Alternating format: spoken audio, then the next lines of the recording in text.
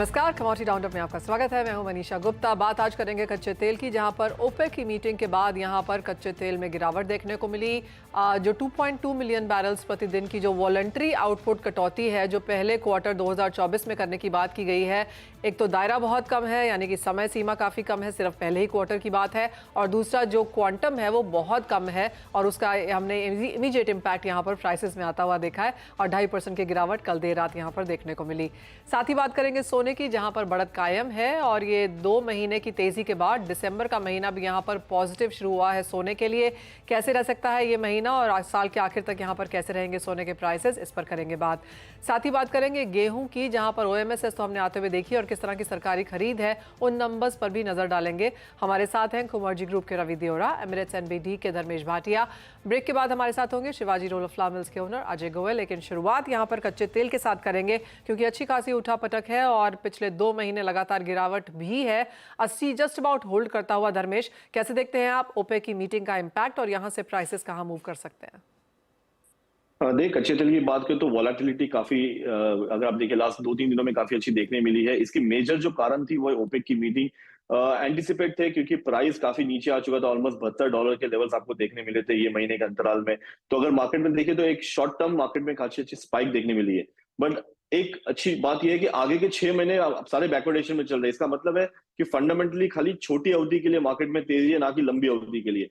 तो ठंडी का माहौल है। मैं रेकमेंड करूंगा इंट्राडे प्रोस्पेक्टिव से यहाँ पे छोटी, अगर आप इंट्राडे प्रोस्पेक्टिव से बात करें तो मैं रेकमेंड करूंगा 6350 के लेवल पे मैं बाई की सलाह दूंगा। 6300 का स्टॉप लॉस रहेगा। इमीडिएट टारगेट इसका 6450 से 6500 का रहेगा, क्योंकि शॉर्ट टर्म में मैं काफी बुलिश हूं। मैं एक्सपेक्ट करता हूं कि जो ओपेक अपनी पोजीशंस को होल्ड कर रहा है और कटौती कर रहा है सप्लाई करने में, कहीं ना कहीं इसे एक स्पाइक मिल सकता है आने वाले समय में। तो अगर आप देखिए लास्ट वीक से मार्केट में काफी तेजी देखने मिली थी, अब मार्केट खाली कंसोलिडेशन मोड में है। बट इंट्राडे प्रोस्पेक्टिव से मैं बुलिश हूं। ओके रवि, आपकी स्ट्रैटेजी क्या है पोस्ट ओपेक मीटिंग आप कच्चे तेल पर?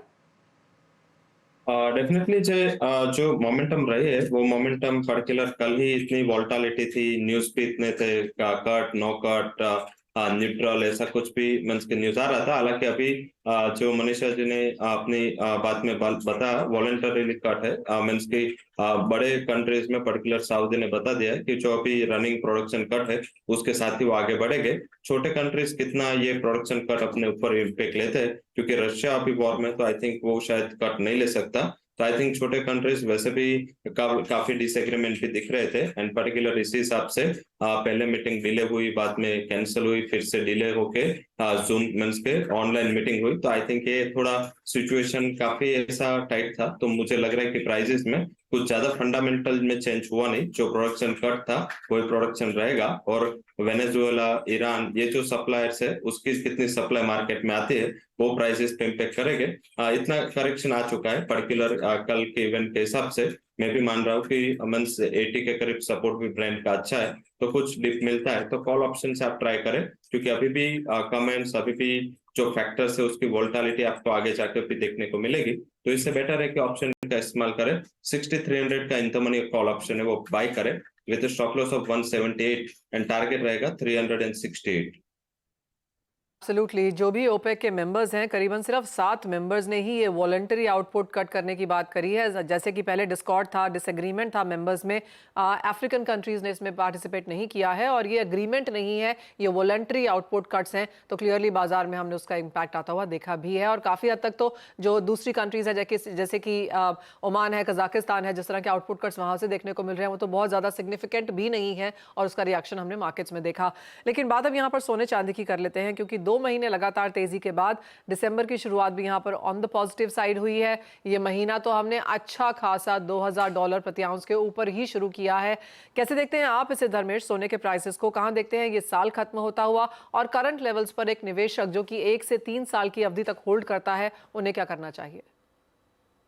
देखिए फंडामेंटली काफी मैं बुलिश हूँ। अगेन ये शो में मैं कंटिन्यूसली कह रहा था कि आगे जाके आप देखिए कि रेट कट स्टार्ट हो जाएंगे। काफी सारे बैंकों ने अभी स्टार्ट कर दिया रेट कट करने के। अगर यूएस ट्रेजरी के रेट्स कट स्टार्ट हो गए, जो बेली कर्व स्टार्ट होगा, तब देखो आप इक्विटी मार्केट और कमोडिटी स्पेशली सोने में आपको ज्यादा चमक देखने मिल सकती है।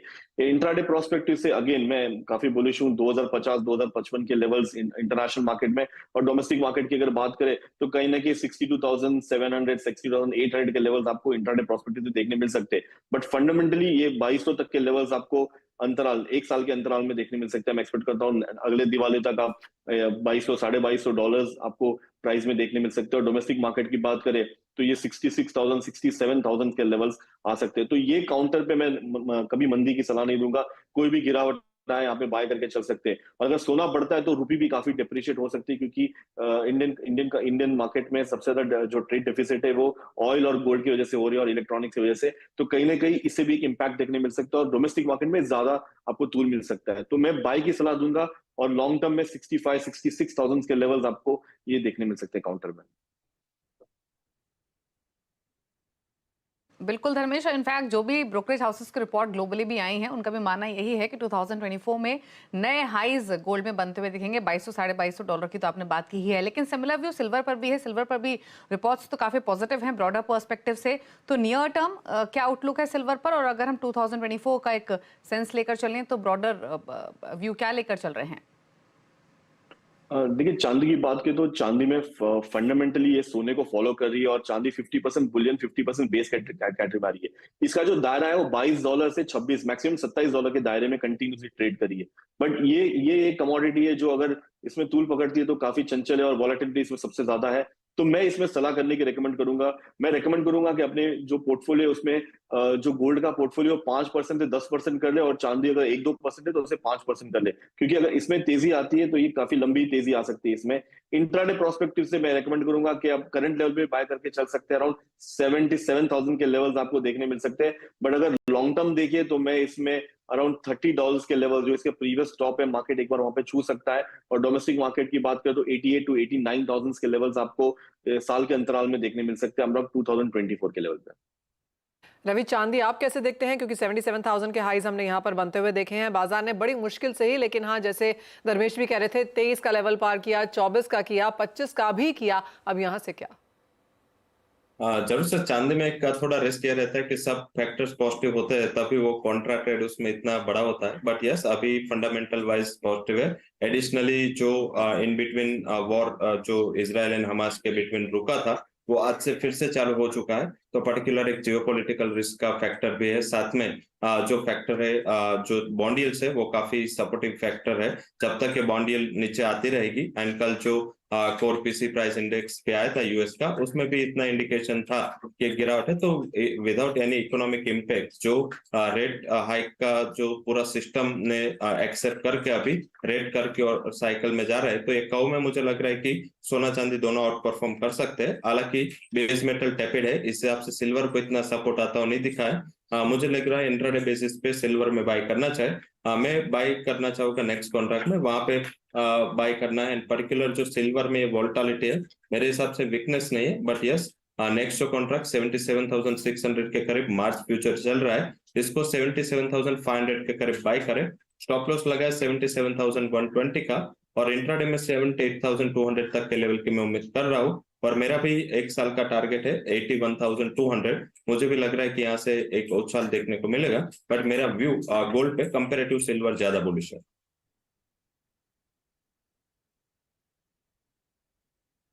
तो गोल्ड पर व्यू ज्यादा बुलिश है, हालांकि गोल्ड सिल्वर दोनों में ही हमने स्ट्रेंथ आते हुए देखी है। अब बात बेस मेटल्स की भी कर लेते हैं। धर्मेश, आपकी राय क्या है? हमने रिसेंटली थोड़े अपटिक्स देखे बेस मेटल प्राइसेस में, लेकिन अब वापस से ज्यादातर बेस मेटल्स उन लेवल्स पर होल्ड करते हुए थोड़ा सा स्ट्रगल करते हुए दिखाई दे रहे हैं।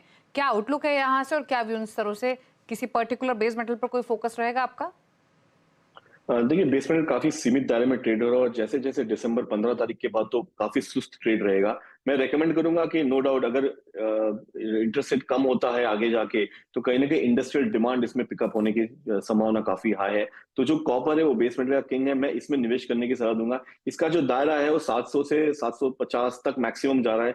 अगर आप देखो कि लास्ट 6-7 महीने का भी अगर आप वॉलेटिलिटी देखो तो मार्केट इसी दायरे में ट्रेड हो रहा है। तो मैं निवेश करने की सलाह दूंगा अराउंड 715 में। मैं पोजिशनली कॉल दे रहा हूँ 715 के लेवल अगर आता है तो वहां पे बाय करके चल सकते हैं। 700 का स्टॉप लॉस रहेगा, और पोजिशन अगर 3 से 4 महीने का अंतराल में में आप होल्ड करें तो 740 से 750 के टारगेट के लिए आप कॉपर में निवेश करके चल सकते हैं। ये मेरा एक हॉट पिक रहेगा। अगर नवंबर के महीने की बात करें तो जो सपोर्ट हमने कमोडिटीज में आता हुआ देखा है वो धर्मेश डॉलर इंडेक्स की गिरावट से भी है।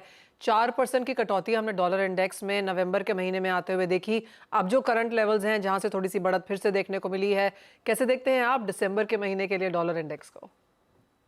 देखिए, डॉलर इंडेक्स की वॉलेटिलिटी काफी हाई है। ये 100 से 110 के दायरे में ही कंटिन्यूस ट्रेड हो रहा है, और अगर आप इमीडिएटली देखें तो मार्केट में काफी प्रेशर था और प्राइस ऑलमोस्ट 102 103 पे आके रुकी है। दिसंबर अगेन काफी सुस्त रहेगा, सारे बैंक्स और सारे ब्रोकिंग फर्म्स छुट्टी पे चले जाएंगे, तो वॉलेटिलिटी काफी सीमित दायरे में रहेगी। बट बहरहाल अब ये सोच के चले कि अगले साल इलेक्शन है, और इलेक्शन में डेफिनेटली वो नहीं चाहेंगे कि डॉलर ज्यादा वीक हो। वो चाहेंगे कि स्पेशली ऑयल साइड ज्यादा प्रेशर में रहे, क्योंकि अगर इलेक्शन के टाइम इन्फ्लेशन को काबू में रखने के लिए ये सारे आप नुस्खे दिख सकते हैं प्राइस में। तो इमीडिएट टारगेट मेरा 100 102 तक का रहेगा। यहाँ पे कमोडिटी मार्केट में थोड़ी सी आपको तूल मिल सकती है क्योंकि डॉलर इंडेक्स वीक होता है तो, बट इमीडिएट टारगेट इसका 102 का रहेगा। 102 से लेके 101 तक के लेवल्स पे आपको प्राइस यहाँ पे स्टेबल होते देख सकते हो दिसंबर के महीने में।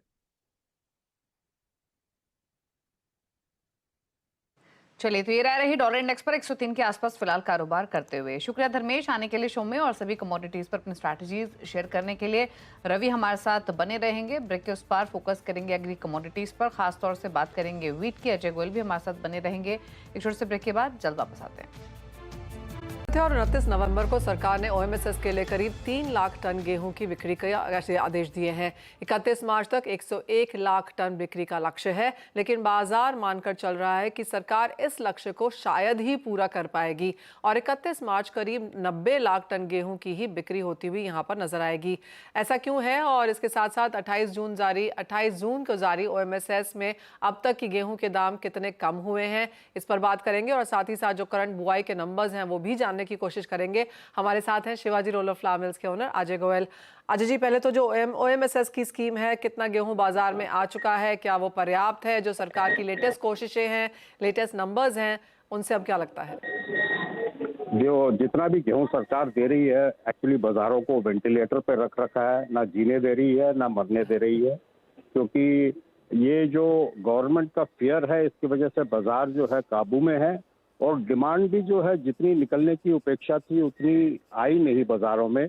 और गेहूं के अभी सेलर्स हैं, क्योंकि अब 2-3 महीने बचे हैं, तो जिन्होंने मुनाफे के लिए रख रखा है गेहूं, वो भी अभी धीरे धीरे बाजारों में आ रहे हैं। तो अभी गवर्नमेंट का ये जो प्लान था बाजार को कंट्रोल करने का, वो बहुत ही सही निकला है ऐसे लग रहा है, क्योंकि उन्होंने जो है 2800 के लगभग जो है दिल्ली में बाजारों को स्थिर कर रखा है। एंड अभी भी उम्मीद तो यही है कि आने वाले दिनों में सरकार थोड़ा सा एलोकेशन और बढ़ा देगी। और कितना एलोकेशन बढ़ाने की जरूरत पड़ेगी यहाँ पर अजय जी, टू एंश्योर कि जब तक नई क्रॉप बाजार में नहीं आती, वेंटिलेटर पर ही सही, लेकिन क्या ये करंट नंबर सही है या आपको लगता है ज्यादा पुश की जरूरत पड़ेगी? मुझे लगता है अगर ये 3 का 4 लाख टन पर हफ्ते हर टेंडर में कर दे तो बाजार जो है 1-2% डिप भी खा सकता है। ओके।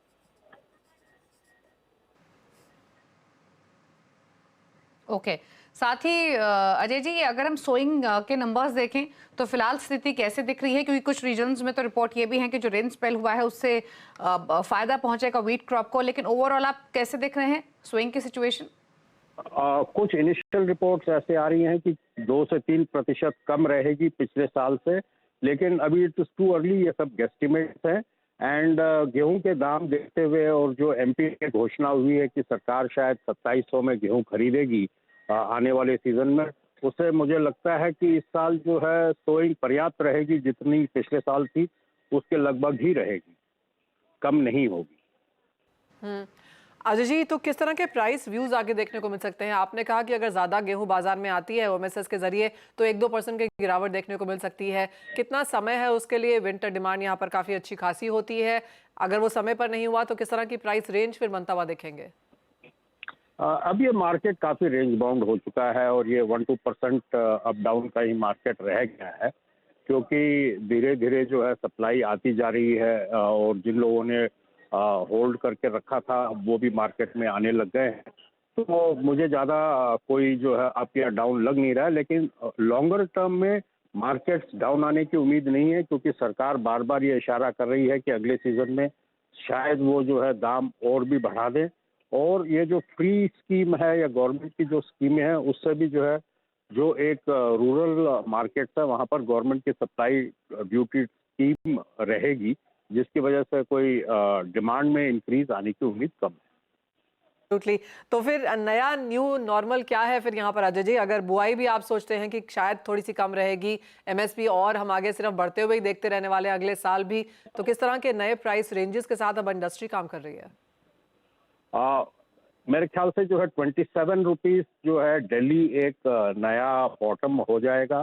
27 से नीचे जो है अब जल्दी से गिरने की उम्मीद नहीं है। हाँ, ये जरूर है अगले साल जो है सबका ये मानना है कि गवर्नमेंट एक बार मई के बाद इलेक्शन खत्म हो जाए, गवर्नमेंट जो है जरूर ड्यूटी कम करेगी ताकि देश में थोड़ा सा स्टॉक बने, और उस समय जो भी परिस्थिति होगी उसके हिसाब से फिर बाजार चलता रहेगा।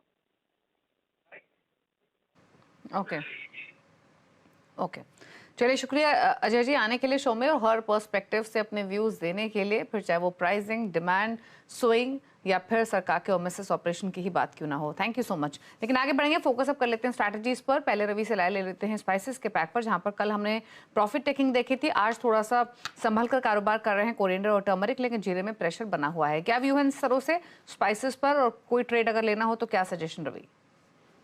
स्पाइसेस में डेफिनेटली वॉल्टालिटी 2 दिनों से देखने को मिले। हालांकि सोइंग के डेटा के अगर हम अलाइन करें तो प्राइसेस में यही ट्रेंड है। पर्टिकुलर गुजरात में जो जीरा की सोइंग 116% ईयर ऑन ईयर बढ़ी है, जो एक्सपेक्टेशंस भी था क्योंकि प्राइसेस हाई पे थे, तो वहां पे लग रहा है कि हाई लेवल पे सस्टेनेबिलिटी कम रहेगी क्योंकि डिमांड कांस्टेंट है। सामने अगर अच्छे न्यूज आते हैं इन टर्म्स ऑफ सोइंग तो मुझे लग रहा है कि ये प्राइसेस के लिए नेगेटिव है। वहीं कोरिएंडर, वहां पे गुजरात के अगर आप सोइंग डेटा की बात करें तो जो रिसेंट डेटा है इसमें 64% ईयर ऑन ईयर बेस पे सोइंग डाउन है क्योंकि लास्ट ईयर का बेस काफी हायर था, तो इस हिसाब से आपको सोइंग में काफी अच्छी गिरावट देखने को मिली है। तो मुझे लग रहा है कि कोरिएंडर में ध्यान रखें, शॉर्ट टर्म के लिए कमोडिटी फोकस में रह सकते हैं। स्पाइसेस पैक से 8200 के एक बॉटम बना के कमोडिटी ट्रेड कर रहे हैं। 8240 के करीब इंट्राडे में मिलता है, बाय करें। स्टॉप लॉस लगा 8150 का। मुझे लग रहा है कि 1 से 2 ट्रेडिंग सेशन में 8380 तक के लेवल आपको कोरिएंडर में आते हुए दिख सकते हैं। क्योंकि अगर कोरिएंडर या धनिया की बात करें तो लगातार एक तरफा तेजी यहाँ पर बनती हुई नजर आई है, और जिससे भी हमने बात करी है, चाहे वो एक्सपर्ट्स हैं, इंडस्ट्री रिप्रेजेंटेटिव्स हैं, सभी का मानना है कि ये एक जगह है जहाँ पर तेजी आपको आगे भी देखने को मिल सकती है, क्योंकि काफ़ी हद तक जीरा और हल्दी में बढ़त हम देख चुके हैं। ये एक कमोडिटी है जिसके फंडामेंटल्स भी अच्छे हैं और प्राइसेस फेयर वैल्यू से नीचे ही हैं, तो एक इंटरेस्ट यहाँ पर ऑफकोर्स बनता हुआ नजर आया है। साथ ही साथ रवि, यहाँ पर कॉटन में कैसे देखते हैं आप प्राइसेस को? क्योंकि हमने अंतर्राष्ट्रीय बाजारों में तो गिरावट देखी है, भारतीय बाजारों में इवन एज यहाँ पर चिंताएं रही हैं बारिश की वजह से या पिंक वर्म की वजह से, और पर डिमांड फिर भी सामने बहुत ज्यादा नहीं देखने को मिली। जरूर से वहां पे जो कॉटन में पर्टिकुलर डिमांड का शॉर्टफॉल यूरो से आ रहा है क्योंकि यूरोप से जो डिमांड है पर्टिकुलर टेक्सटाइल प्रोडक्ट्स की वो ईयर ऑन ईयर बेस पे चाइना से 40% डाउन है। तो इस हिसाब से जब तक ये डिमांड रिवाइवल नहीं होता तब तक बड़े तेजी के असर नहीं है, और इस हिसाब से इंटरनेशनल प्राइसेस थोड़े नीचे है। एंड चाइना का जो नया कोटा, नई बाइंग ओपन होगी वो उसके लूनर फेस्टिविटी के बाद ओपन होगी। अभी चाइना का भी जो सप्लाई है वो मार्केट में आ रहा है, तो मुझे लग रहा है कि शॉर्ट टर्म में तेजी सस्टेन नहीं हो सकती। बट जिस हिसाब से इंडियन फंडामेंटल है, इंडिया में एक तो वैसे भी सोइंग कम थी, इसके पहले भी सीसीआई ने अपने एस्टिमेट काफी कट किए थे, और उसके बाद ये जो अनसीजनल रेन है वो भी काफी गुजरात महाराष्ट्र में मीन्स के क्रॉप को लॉस कर गए। तो मुझे लग रहा है कि प्राइसेस में एटलीस्ट इंडिया में सस्टेनेबल बेसिस पे देखना चाहिए। कपास एंड कॉटन दोनों में मैं मान रहा हूँ कि प्राइसेस फर्म रहेंगे। 56,700 का अच्छा सपोर्ट M6 कॉटन में, वहां के स्टॉप लॉस के साथ बाय करें। थोड़ा शॉर्ट टर्म ट्रेड रहेगा, 57,800 का टारगेट रहेगा। वही कपास का वायदा है वो भी 1540 के करीब एक अच्छा सपोर्ट बना के ट्रेड कर रहा है, ये स्टॉप लॉस से बाय करें। अपर साइड मुझे लग रहा है 1580 तक के लेवल की उम्मीद करनी चाहिए। पर्टिकुलर मुझे लग रहा है कि in terms of supply cotton के लिए ये साल काफी कमजोर रहेगा, तो जो अभी डिमांड का फैक्टर है वो शायद आगे सप्लाई के फैक्टर से आपको हटता हुआ दिख सकता है। ओके, तो ये रहा व्यू जहां पर कॉटन कपास दोनों पर ही खरीदारी की सलाह है। कॉटन पर 57,800 के लक्ष्य फिलहाल में लेके चल रहे हैं, लेकिन व्यू पॉजिटिव है। और अगर स्पाइसेस के पैक का, जैसे मनीषा जी ने मेंशन किया और रवि ने भी कहा कि कोरिएंडर एक कमोडिटी हो सकती है स्पाइसेस के पैक में, जहां पर आप नजर रखकर चल सकते हैं तेजी की तरफ। और यहाँ पर हमने जो स्ट्रेंथ रिसेंट बनते हुए देखी है वो होल्ड भी हुई है, 8,000 के ऊपर प्राइसेस सस्टेन होते हुए। शुक्रिया रवि शो में आने के लिए और सभी कमोडिटीज़ पर अपने व्यूज़ देने के लिए, स्ट्रैटेजीज भी शेयर करने के लिए थैंक यू। इसी के साथ एक ब्रेक का वक्त हो गया है। ब्रेक के उस पार आप देखिए वायदा मार्केट का पूरा एक्शन फ्यूचर एक्सप्रेस में। नमस्कार।